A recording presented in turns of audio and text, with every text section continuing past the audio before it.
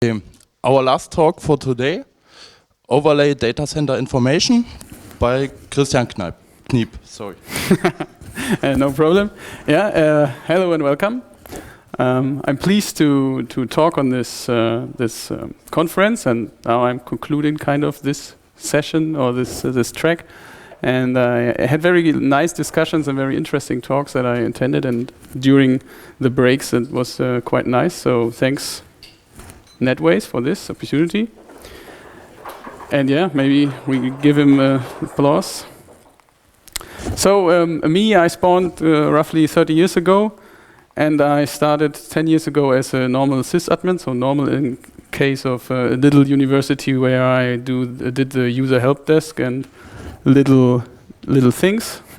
And fortunately, the university was using Mac and Unix or Linux, so I get infected and I got rid of my Windows history. And after the apprenticeship, I started working on behalf of Audi, not for Audi. So I worked on behalf of Audi and did R&D, administration and support. So it was, yeah, no matter what. After 2 years of this environment, I decided to get my bachelor degree because first I did bash scripting, and then I decided, okay, bash scripting is maybe not scaling to the extent that I used, that I needed to have. So I did my bachelor degree in Tübingen and worked on behalf of Daimler. So I'm bundled to the automotive world, I guess. So during this period, I merged somehow into DevOps because I digged into the problems, scripted my way around, and try to be open and share and learn the DevOps tools, let's say. And since 1 year, I start working at Bull. So Bull, as we say in France, is the mother company of science and computing. And I start as an R&D engineer last year in January, and work now as an ops dev, if this word is existing. So I'm coming from the ops world, and now I'm working for or creating supercomputer cluster management, so large machines or large cluster machines, and it's quite fun, actually. So the agenda today, I would like to talk a little bit about the cluster stack, and in particular, or the motivation of the talk comes from my history in Infiniband. So I did at Daimler, I administrated with others a 3,000 node cluster that do crash test all day, and we had Infiniband, and I was in charge of that. So I had some pain, and I will explain what pain I had. As a response, I created Infiniband monitoring framework, leveraging open source. So and this I will explain as well. And at the end, I would like to talk about a virtual cluster that I start developing on as a preparation of this talk, and it kind of goes wild. So this I would like to include as well, and in which bandwidth or in which portions, that is also depending on you. So if you have any questions, then don't be afraid and query me or yell at me, or just ask a question. That's also possible. And as well, as I said, I'm a little bit limited, let's say, or not limited, but I have this automotive world view and this HPC view. And as I realized the other day, there are others. There are web applications, and so if you think that this doesn't apply to your world, or you say that exactly applies to your world, then don't hesitate to throw this in and start a quick chat about this, because I'm very interested in other opinions. So, shall we start? Cluster stack. That's my working environment. So, my girlfriend said you should first discuss what a cluster is, because not everyone has the same cluster. For instance, what we heard about, or what we might hear, or you might heard about, is Elasticsearch, and the Elasticsearch cluster is kind of you have one node and you talk to one node. If another node is joining, then you do not talk to two nodes. For you, it's transparent. So it's afterwards, it's one big Elasticsearch cluster for you. So the application or the end user do not care how many nodes he has. It's just a sharding or a high availability feature that the cluster is.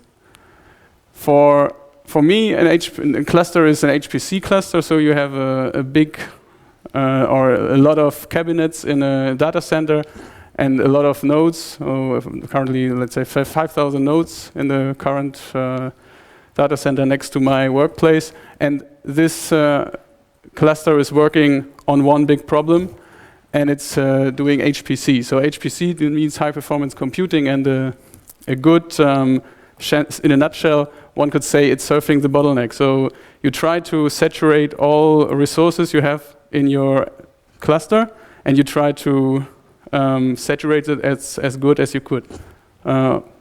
If you do it quite well, then you would saturate the memory bandwidth, because this is the fastest bottleneck you might have, but maybe you're limited by CPU, you're limited by I/O, or you're limited by bandwidth of your interconnect.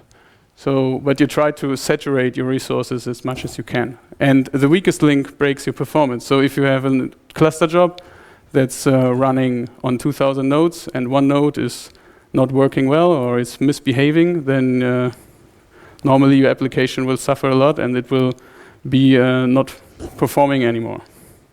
And this is due to the usual workloads you might have. So the workloads are iterative computation. So for instance, this computation does some computation of fluid dynamics. So you have a mesh, if it's 3D or 2D, and you have time steps, and every time step is computed by a portion of the nodes. And after each time step, they wait for the others, they sync, and then they will return, or they will use the next iteration. So every iteration they sync, wait for the others, sync, wait for the others, and so on. And if some node is slow, then 99% of your cluster is waiting for the one node to finish his work. So if one node is not responding, then you're screwed, and the job could be restarted. And these applications might run for days, for weeks on a lot of nodes. And this is kind of expensive as well. That's why we try to solve this. So cluster layers. I said rough estimate because I think that everyone has maybe a different opinion about cluster layers. And that's what I put together. And it's not something that you will look up into in a book. And it's exactly what I say here. So there might be some differences, but a rough estimate about layers, and each layer will present us events like log events or user events or other events, and metrics that you can catch from an event as well. So maybe a web server will tell you the response time, and this could be a metric for you. So on the bottom we have the hardware. The hardware gives you temperatures, gives you fan speeds. It will give you the hardware counters of components you can touch. So like Infiniband counters, you can query them directly. On top of that, you somehow have the operating system with kernel performance counters, kernel log events, and userland tools you can throw at your operating system and get events from that.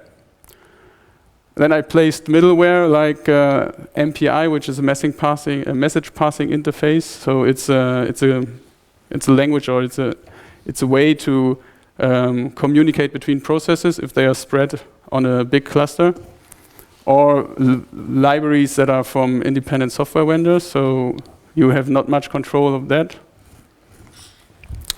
Then you sure have some services that you rely on. Your cluster has storage. It has home storage. It might have a fast storage that's worked as for Scratch. So your job will want to write an intermediate data point, and it doesn't want to write it in the home directory because it's slow. So he uses some fast Scratch storage for that.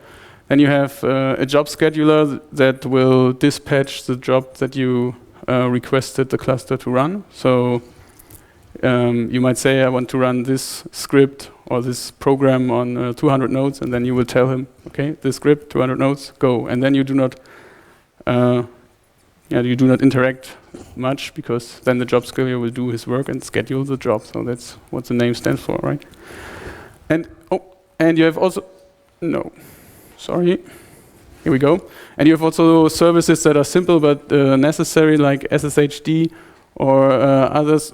Without SSHD, you cannot initiate the job on the host, because the communication is maybe the communication relies on such services. So the service you should not forget to start or to monitor or to log events on this.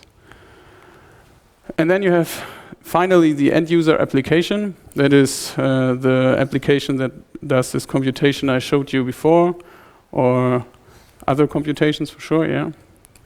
And with these 5 layers, roughly speaking, you could have different angles on them. So there might be the end user who's only looking at his application, and he wants to know when it fails. He wants to know rough metrics about how long it's running, and he wants to compare maybe the run today and the run yesterday, and he wants to know, okay, if it's fine, if it's 5% slower, then I don't care. If it's 5% faster, then I'm happy. But he does not dig deep into all layers. And that was true for customers that I support. So the customer says, you should not look too much into all the problems that might occur. You just run the job, the test job that I provide you, and I give you a time frame that it should run. And if that's a time frame and the check of the result afterwards is the same, then stop. Yeah? I do not pay you for looking for trouble. I pay you for doing the job or keeping the job to be done. So it's a very limited view in some cases. Then you might have power users among the end users. So this is maybe the guy that's working on this in this department for 20 years, and he saw the first version of your application, and he's very deep into most of the layers. Maybe it's not down to the very bottom, but maybe a little bit farther. But he will have a view, and this depends on the specific user, I guess, how deep he will go. So he looks further down into the layers, and he knows, okay, the storage seems to be a little bit lacky. My gut says it's a middleware, or maybe you tweak the kernel, and I think that's not good. So he will have gut feelings that you should take into account as well. And the ISV is also one power user, so he invented the tool, so he might be a power user. And there are a lot of sites where you have a dedicated developer or a dedicated support guy sitting on site, paid by the ISV, and he's a power user if there is no other power user. So different views on this side. And then you have another layer that is Excel layer that I might call it. It's a management that doesn't care about much but KPIs, so key performance indicators.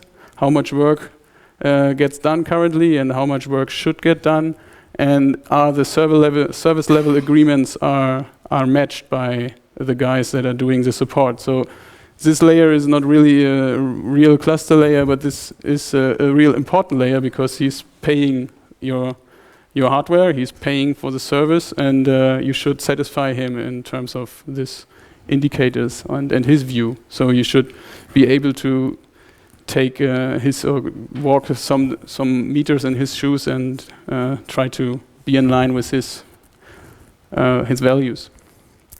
And then we have the other way around. So the sysops guys or the support guys, the service guys, they are looking from the bottom up the stack, and depending on what kind of service you have, what kind of level you are in. When you start, maybe as a youngster, you service level 1. That means that you are in touch with the end user. He will call you, nothing works, and then you have to say, okay, I do not want to go deep into every layer. I just want to have a rough overview. Maybe you have a Chinga running, and then you can see, okay, everything is green. There seems to be another problem that we are not covering, but he won't dig deep into every layer. He just try to fix the problem that is at hand. And there are mostly barriers that they should fix 90% of the problems that are coming in the first 5 minutes. Like someone wants to have a user account, then he can create the user account. Someone wants to know, is everything okay? Then he will open a ticket. User asks, everything is okay? I said yes, close the ticket directly. So this, as I said, he won't dig too much in the layer. And then we have level 2 personnel. So where I place and how long I took this arrows is no much need to pin it directly, because depending on every expectations, on every experience of the administrator, he will place himself there. So level 2 might be only the guys that are on the top of the layers, and layer 3 maybe are deep into all layers, or you have a department that is only responsible for one layer. So you have all kinds of permutations of these layers in general. And then you have the sys of management, which also includes the Excel layer on top. And you also have the ISV management, which are also try to satisfy the Excel layer. So there are a lot of layers here, I guess, and a lot of angles to look at these layers. And would you say that it applies to your environment as well, or do you have less layers, or do you have more layers, or did I miss some layer, or do you think the placement of the layers is totally ridiculous, or some comments on that? Because, as I said, I would like to have some opinion. No? The customer is the next layer. Yeah, but isn't the customer the end user? Or for me, I think the customer is the management guy. But he discusses with the customer sometimes. And they Right. know each other. If they complain too much to the management, then yeah. How do you think what 90% means really? 90% of, yeah, true. And what's not included here, and I'm not sure where to put it, a customer of a web service, or if you have a website running, then it's not really an end user. The end user might be the developer of the application that you are serving. So maybe there's one additional layer somewhere, or maybe it's not a layer, it's completely somewhere else, like the user of the service that is provided by the end user. Yeah. So it's a very shaky thing, and I think nailing it down, it's ridiculous because it's floating a little bit. Okay, and layers. We have layers in every layer, and this slide is from Brendan Gagg, who is a Linux performance guy, or not Linux, he's Unix performance guy. And as you see, the operating system, but these layers are interconnected, so you have layers and layers, and they are connected in between. So the question is how deep to go, and it depends on, as well as the experience of the sysops or the DevOps or the guy that is digging into the layer. Yeah. Okay, and we have multiple data sources, as we saw, but we have sometimes we have little data, sometimes we have much data, but it's mostly garbage. So we have multiple data sources, and no way, maybe it's too harsh, not often an obvious way to connect them. And excuse me, connecting is mostly manual labor. So when I started and I had a problem, then I noted on my notepad, which was maybe pen and paper, but maybe it was an editor, I noted 2 p.m., 7 minutes, problem 1. And it was from layer operating system. And then I got to the other layer and I said, okay, what happened in this layer to this time, and then in the other layer, and when the page was full, then I throw it away and start again. Or maybe I detected an anomaly that I thought was connecting and digging, and this was quite hard, let's say. And it's experience driven. So when you're a youngster or you're an administrator and you do not know much of every layer, then you fiddle around and you try to figure out what's the problem. And if you're lucky, you find it.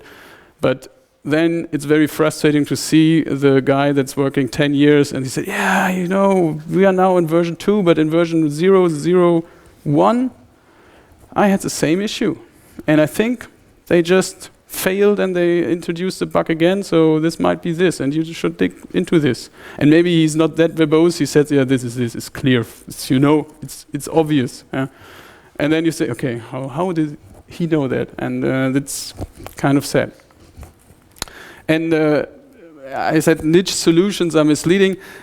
What I saw is that some vendors or some hardware vendors, they got sad that everyone is complaining, and they decided, okay, you know, I will provide something for my layer and for the segment of the layer you are looking into. And they say, yeah, great, but you know, it's not fiddling in logs for this specific layer. It's looking into your tool, and then I note on my notepad, and then we are continuing the thing. So they think they did good to provide such a tool, but without connectiveness and openness and APIs to drive this, not much to do. So in Nagios, Singer and stuff, they are good tools to get an overview, but digging deep into it, hard. Okay, so the motivation of this is, as I said, I was doing Infiniband 4 years ago, 2010 I think I started. And we had a big cluster. It was a flat one, but we had a lot of nodes, and it was a very inconvenient HPC cluster. But anyway, we had such switches. So this is one big box, and it looks like one switch. But in fact, you see here that there are boards attached. So in fact, it's a chassis with a network in a box. So you have here you have 8 ports, and these 8 ports are connected to switches that have 4 ports, and they are a tree in itself. So it is composed of a network. And for the obvious, for the user that is only, or for the admin that is only used to Ethernet, he thinks, okay, that's a box, and port 1 is a port of a switch. So what's the problem? But inside of this, you have routes taken by packages that might introduce the first fabric board from the green to the other green.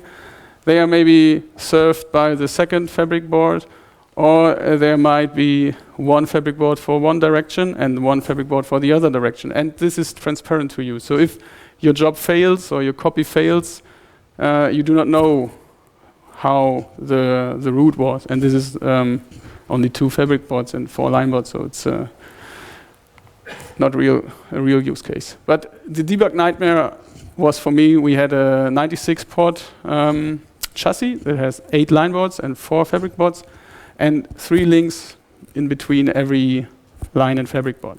So, and there was a job running that, or multiple jobs running that seemed to fail because there was a bad link in between the chassis.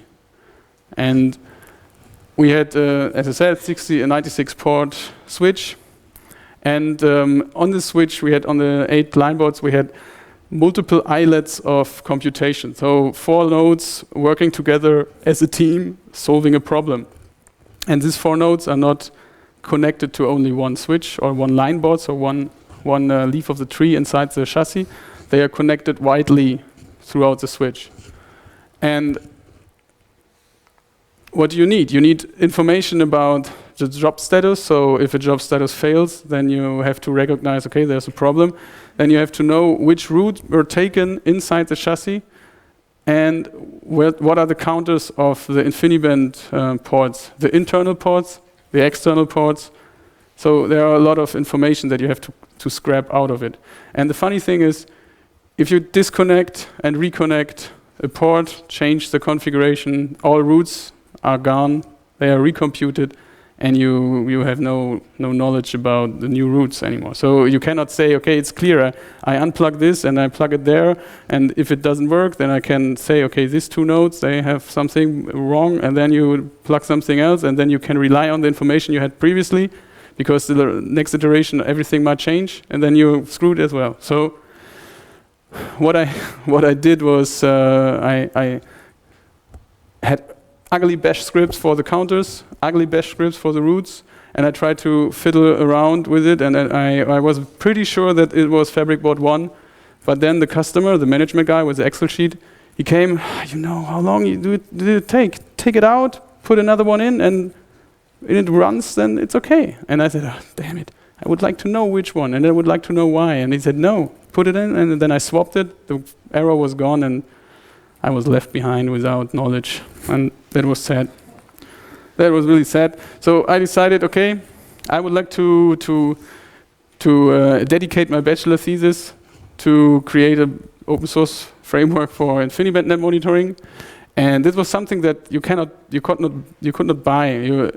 You could buy this niche solution. This is misleading. That was provided by one vendor of InfiniBand, where you paid license fees and Splunk license fees, kind of. Maybe not that much, but it was a couple of euros per node, and we had a lot of nodes, so it was kind of expensive. And it had an Excel export that was nice for the management Excel part, but for the administrator it was useless because you could not connect the dots to other layers. So sadly, so I use OpenSM. OpenSM is an open source subnet manager. The subnet manager is the service that provides routing information, so it computes routing information for the whole network.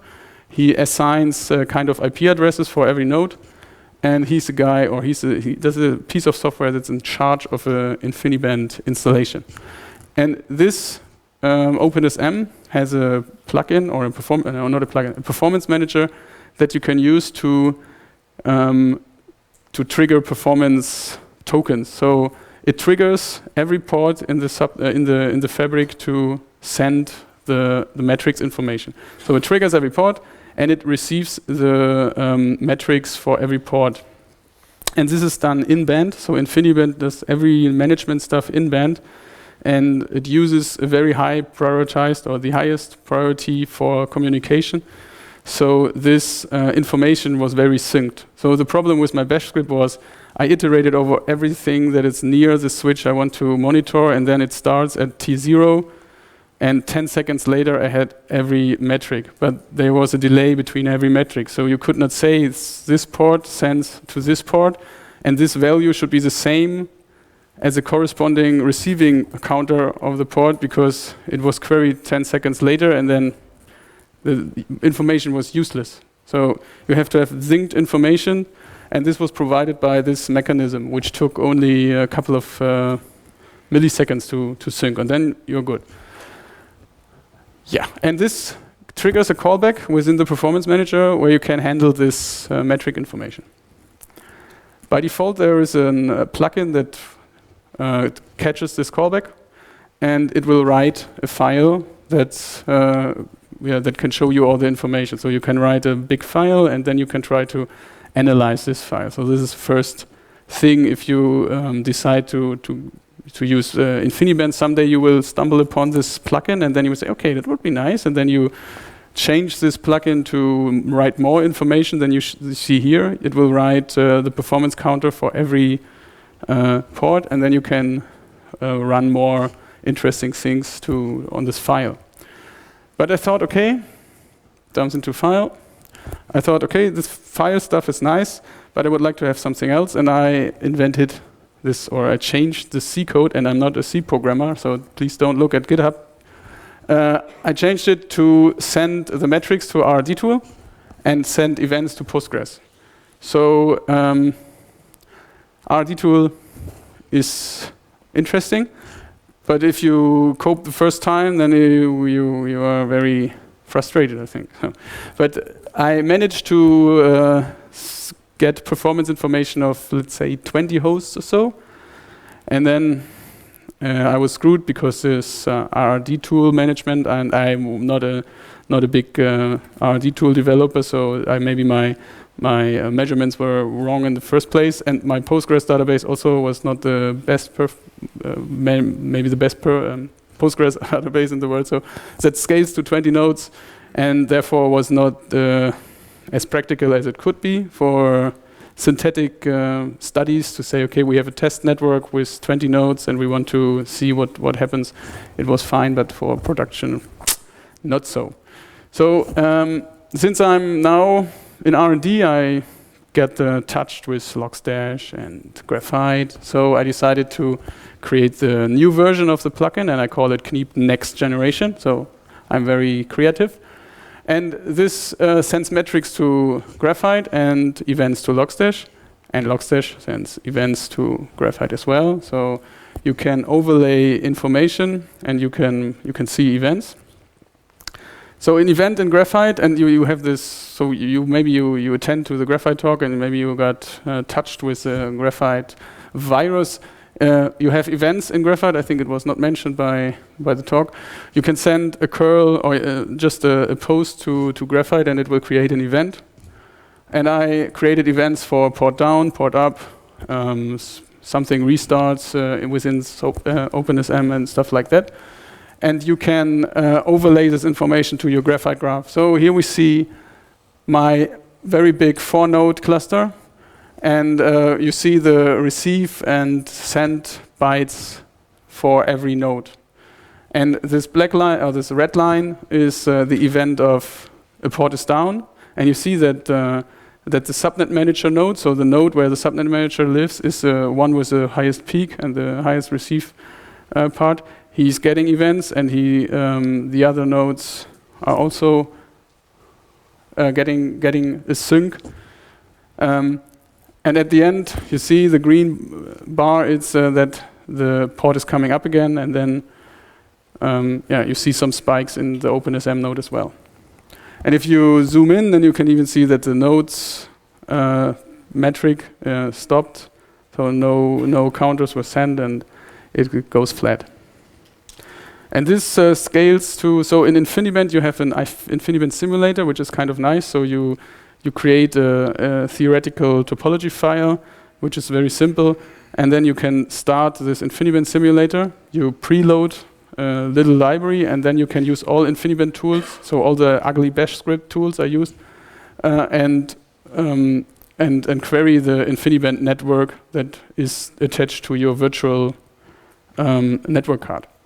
And you can run this OpenSM subnet manager on this virtual network as well, which is kind of a nice thing. So you can spawn a couple of hundred nodes if you have enough memory and CPU, and then you can run this this tool, and you can play around with it. So this was Infiniband. Any questions so far, or any comments on Infiniband? Who knows Infiniband, by the way?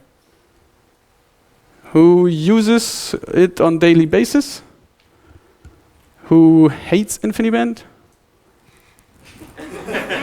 No, but the thing is about Infiniband that you approach Infiniband and you think, okay, it's like Ethernet. And then since it's a very reliable thing, so you plug it in, it will work because the subnet manager runs on a switch, and this switch can serve as, I think they say 700 something nodes. So until then, you have the simplest routing algorithm, which is minhop. So it just compute routes, the minimal route between all the nodes, and then it runs fine. So the smallest cluster I installed was 4 nodes, perfectly fine. If you have 100 nodes, everything is fine. If you have problems with this cluster, then you might first dig into every other layer before you touch this layer, because you think, okay, it's hard to debug because you have only this errors that you can obtain with the command line interface, and as I said, it's pretty ugly to handle. But normally it works fine, and every other layer is less reliable than Infiniband. So normally you check, and maybe you have the most common issues with Infiniband are connector issues. So you might unplug the cable, plug it in again, and then you're happy because it works. So replug 90% of the problems, change the cable, 9% of the rest, so you have 99%, and the rest are errors you call someone.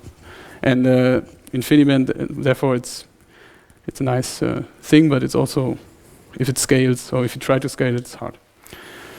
Anyway, so I have an Infiniband event and metrics, but that are not enough. It's one layer, and we have other layers. So I want to get real-world behavior, and that's not only for my own sake, partly, but also because I work at Bull and we create cluster management software. And creating cluster management software for clusters 2 years ahead is pretty harsh because you have no clusters. So I would like to have, and it's a wish that I had 3 weeks ago, and I still have. I want to get real-world examples of this cluster stack. So I want Slurm, which is a resource scheduler that we use, and it's open source. So I choose this, and I want compute nodes that are running real jobs, or real MPI jobs. And I want as much additional cluster stack as I can get. So I want Graphite, I want Elasticsearch, logstash, Keybanga, Ichinga somehow, and I want all the other stuff. And I want this because I want to put in Ichinga, and then I want to put in Nagios, and then say, okay, no, I have to change back to Ichinga because the web interface is ugly. So I want to compare the different stacks, and I want to play around with it. So, and what I first did is, okay, VirtualBox with Vagrant is kind of nice to have, and nice to use as well. And you can even orchestrate bigger clusters. So you can have Vagrant file. Who knows Vagrant? Okay, perfect. So you can have a Vagrant file which has a for loop, and then you can start 20 nodes or 10 nodes, depending on your system. But for every node, you resource, or you pin resources to the node. So you say, okay, you have you have one CPU, you cap at 50%, and the other one has the other CPU. And in my environment, I have fairly big machines with 32 cores, and 500 gigabytes of RAM, so I can spawn some.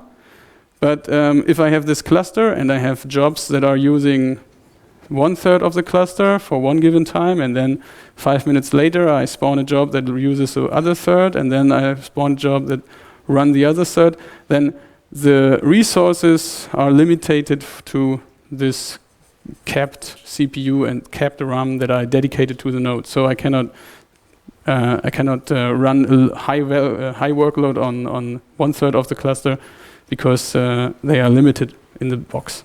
And all the resources are, so the guest OS and stuff, they are the same in every node. And if I spawn, so I want to spawn, hopefully I will someday, 500 nodes, let's say, then I have 500 times the same operating system. And yeah, I think that doesn't get far. So I went out to the internet and I found Docker.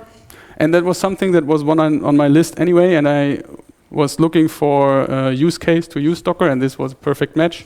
So in Docker, we have this virtualization which shares the same kernel as the host system, and which does funny things like if you deploy an image and the image is used by different containers, then you save a lot of resources.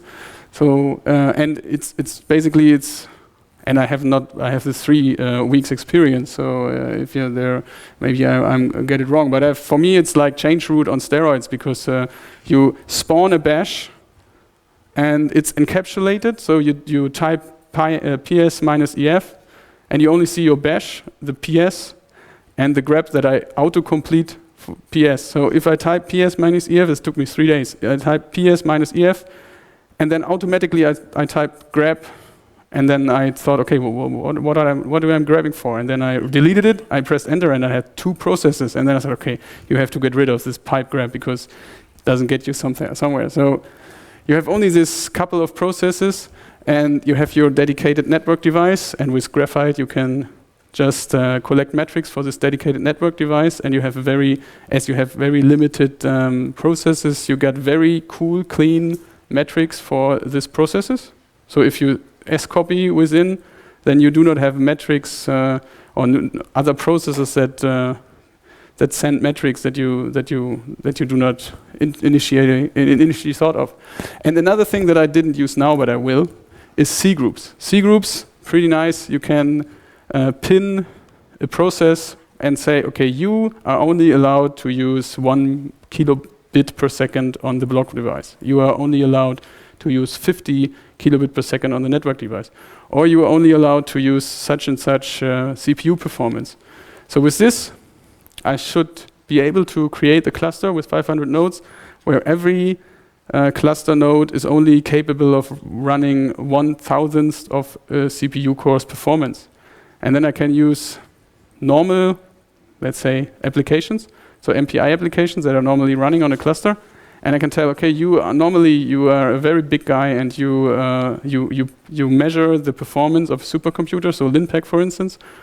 And I can limit the node's capacity or the node's resources that he is allowed to consume, and then I can run untouched code on this machine, and it will give me cool performance metrics. And it's highly automatable as well, so this is some nice, and it's a nice tool. So, and now for the guys watching, I will make a break, and you can watch the talk from Tobias. A couple of hours ago was recorded, so you can do that. And then you click play again. And so we have this host, this this host where all my cluster nodes are living on. And I have one master node, which uses etcd as an inventory, kind of. And it should provide a DNS service, and it should provide a Slurm control daemon, which is the master of this job scheduler. I have a monitoring container, which has Graphite and statsd installed. So statsd I'm not using yet, but still. And I have a log management, which is Elasticsearch and logstash Keybanga, so ELK. Okay. And I have compute nodes, and the compute nodes running Slurm client, so they connect to the master and say, okay, here I am, give me a job. And I would like, as I said, I would like the N to be at least 500 to have a huge cluster. Maybe I can get more, but let's say I run 160 or so. But I think I will tell, or I will talk about it later. And I would like to have alarming, Keybanga or Nagios or Shinken or maybe all of them to compare them, but it's not integrated yet. So the master node, and this is how Docker is used, and as you saw the talk of Tobias, I think you will recognize. You tell image to run in a container, and you tell them that you would like to run a bash inside of it. So here we go, and it runs etcd, which is a key value, a high available key value store, which is very, very nice. And it provides DNS. So if a compute nodes comes up, he sends, okay, I'm compute node 0 and I have this IP address. This information is encapsulated into the DNS server, and you can then SSH into the compute node. And for SSH, you need the reverse lookup, so this is also done. Yeah, and this is my automation so far, but I think I should integrate Radar, Ansible, or whatever fits this need to have upcoming hosts that I didn't saw before, and configure the slurmd and Keybanga and all the services I have appropriately. So all the non-master hosts, they are started with the master as a DNS server. So they will look into their etc resolve, and they will know what the master is. They will query the DNS server of the master. That's the purpose of a DNS server. They will mount various files or various directories from the host. So Scratch, for instance. So this is a file system where you can use as a temp, let's say. And they will. I have a C home, which is a cluster home, and this hopefully sits on SSDs. So in my case, it does. And then supervisor D kicks in. Who knows supervisor D? Oh, you should look it up. That's pretty nice. It's like a systemd in Python, and it's pretty easy to set up and pretty easy to use. And since Docker has, if you are in the same kernel as the host, so if you need something from the host kernel to load a module or something, you are not allowed. So this is why systemd kinds of not work. Maybe now they work, but I didn't get it up and running. So, and supervisor D is kind of the common sense. If you look at Docker files in other projects, then you will see that they all use supervisor D. And then it starts sending metrics to Graphite, logs to logstash, and yeah, that's how every non-master node works. So the Docker compute node, he sets up, and it's not very visible. So this is if you do not provide a command that a compute node should start with, it will start with the command that you provided in your build process of this image. So I provide supervisor D as a normal start command, and this is the output of supervisor D. So he spawns a setup script that just sends the IP and the host name to etcd. It then starts a SSHD server. It starts Diamond, which is a metric collector, which is also nice. So if you do not know how to gather metrics on a system, you should use Diamond. It starts Munch, which is a server to authenticate Slurm.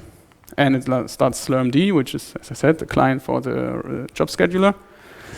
And it starts logstash forwarder, aka Lumberjack, which just reads in files and sends it to logstash.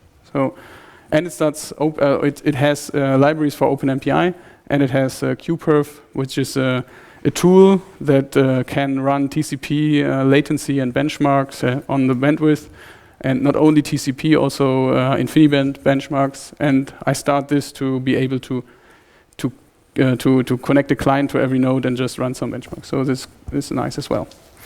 Then I have the Docker Graphite node that has a full Graphite stack with statsd. It stresses the I/O, which is kind of weird, but I love SSDs, and I had 2 for now, and they are saturated to 30%, even with a couple of nodes, so it's kind of weird. I need to take much more care about this, but as far as I get it, it worked. And I have this ELK, it's Elasticsearch Logstash Keybanga bundle that is just a node with this logstash forwarder input. So he receives the logs from the nodes. I have no filter applied, so if you know logstash, normally you will pass what you get and you will do things with it. So I didn't do this now, but I will. And everything is put into Elasticsearch, and then you can use Keybanga for the stuff to look at. And now it's alive. I had a little bash function in my bash.c where I can just start a node. I will just spawn the container, and then I send an event. If it's successful, I send an event to Graphite that the container has started. And if it's not, then I will send an event that it failed. And if I do this over a couple of nodes, then I will get this dashboard view. So I have these horizontal lines are the container start events. And in the background, we see that the I/O wait user and system of my host system. So you see that if I start a container, he has to do something. That's normal, I guess. And this is on a 3-core AMD at my mother's place. So yeah, it's not very fast, but it's okay. And if I start a Slurm host client, a domain, a compute client, then I see this compute clients within Slurm. So I can see, okay, I have the first nodes I started earlier, so they are in idle, they're waiting. And the other nodes are down because Slurm thinks, okay, if nodes are coming back to the configuration, you should look at them, and then you should say, I have this highlighted. You should say update the node status to idle, and then they are available for running jobs. And running jobs in Slurm is pretty easy, or in every job scheduler. You have commands to run things interactively. So with srun -n16, I say, okay, I would like to run a command on 16 nodes, and this command is host name, and then the output will be brought back to the submission host. And this, you see, it's not ordered because the responses of the different nodes are coming back in wild order. So I got the response, and this tells me that everything worked fine. And for this to run, you have to SSH part less than every host. So yeah. And I had a little MPI job. So the job is to do a matrix multiplication. So you have two. So I'm not a big fan of this mathematics stuff, but you have two matrices that you want to multiply, and there is a formula to do this, and you can spread the word or the work pretty nicely. So this creates, or this job is just simply multiplying the matrices and iterating through all the steps. And if you do this without slowing down the computation, then it will saturate the host pretty much. So what I did, with the help of colleagues, I did a delay or a sleep within every iteration. So the nodes are computing the metrics, the matrices as they normally do, but I sleep every iteration for 200 milliseconds. So by default, it's 500 milliseconds. So they sleep, then they do the next. So by doing this, the application is not using much CPU, and I even if they do not much computation, I get all the communication or the communications patterns are still the same. They are just scaled down. So normally they will saturate the network, but with the sleeping, they only do a couple of kilobytes per second. But I do not care about the scale of the performance metrics, and we will see a picture. I just care about patterns, so that's pretty nice. And when the job starts, I send an event. When the job ends, I send an event as well. So, and by submitting this, so sbatch is a command to send a job to the queue.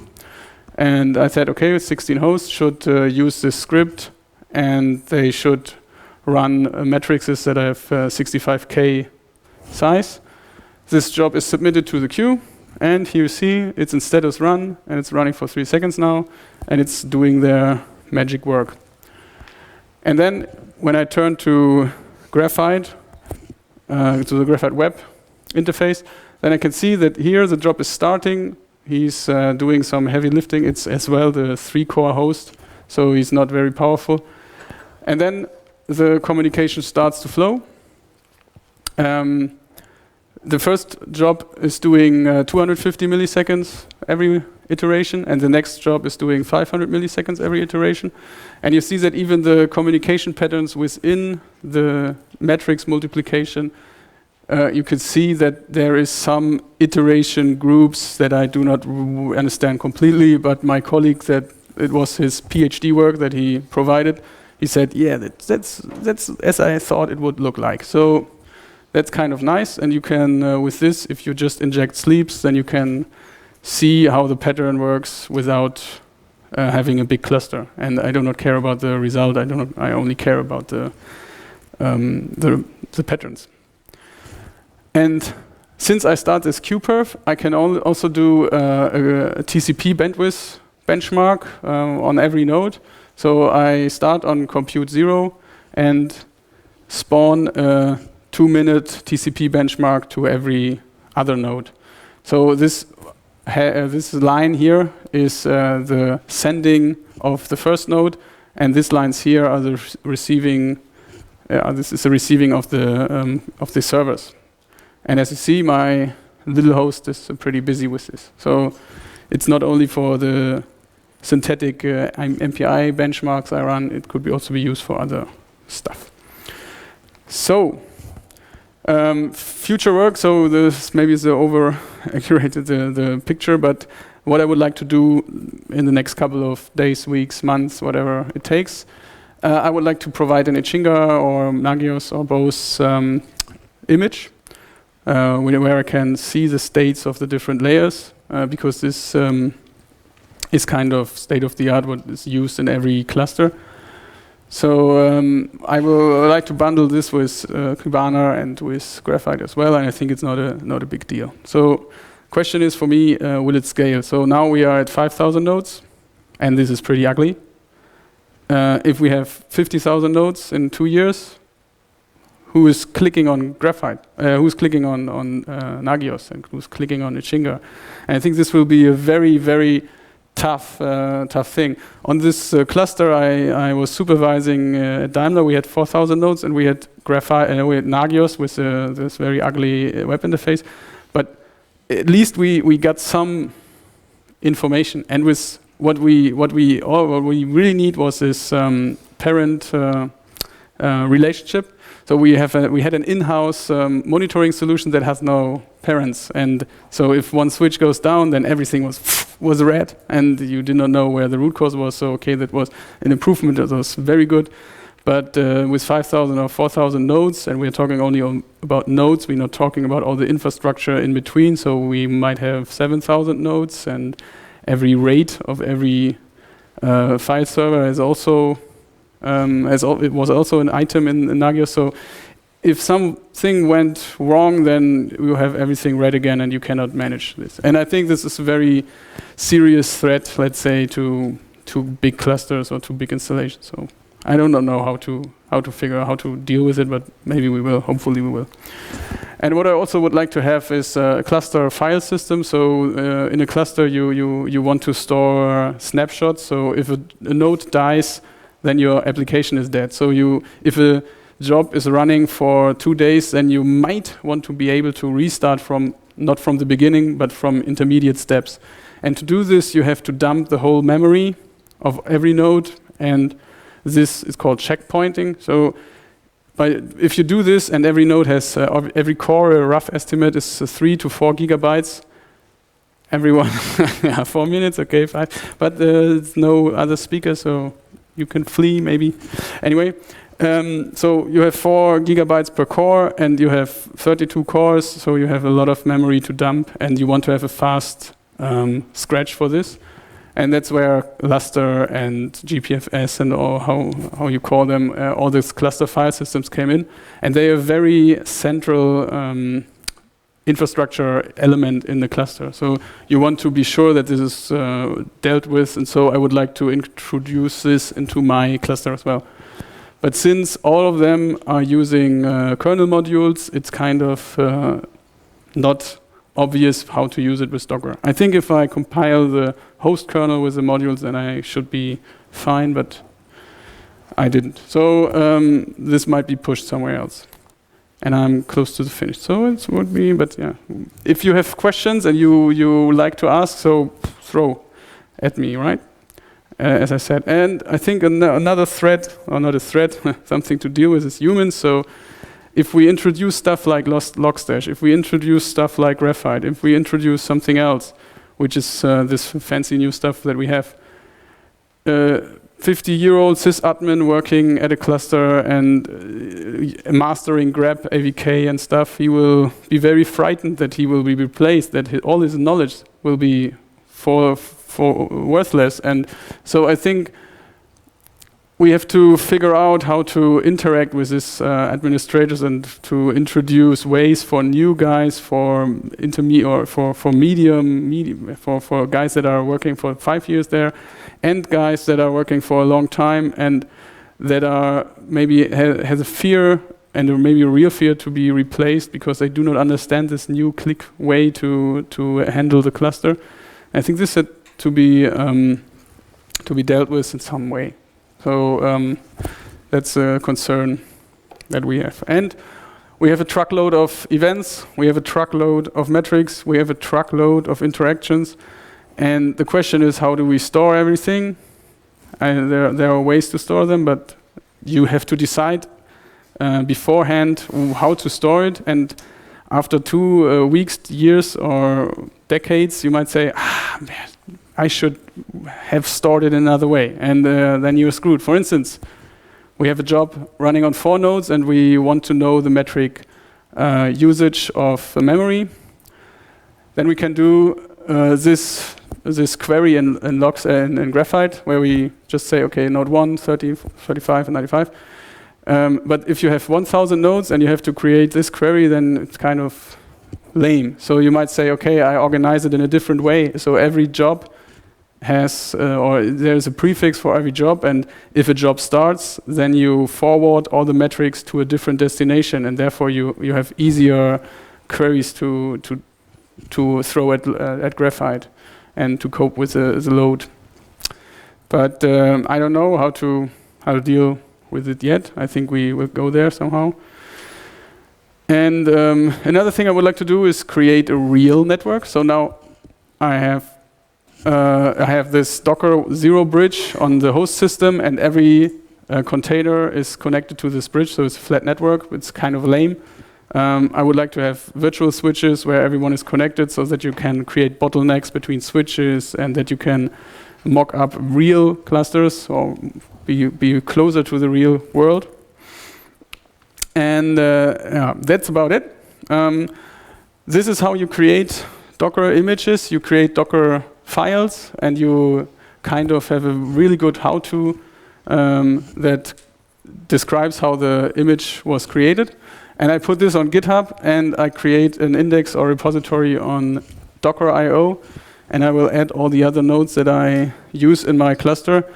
And the best case, you just use Fedora 20, for instance, or Ubuntu, install Docker, and say Docker run Kniep/Graphite, and then it will download the image, and it will run the Docker Graphite image on your system.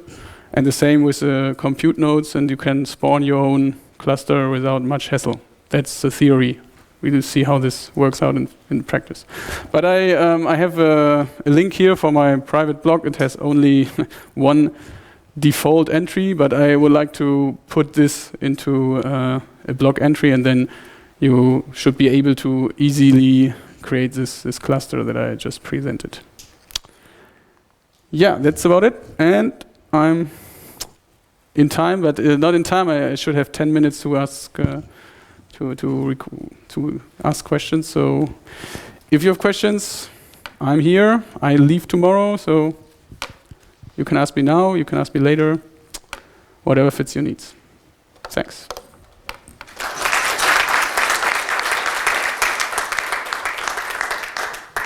Okay, thank you, Christian.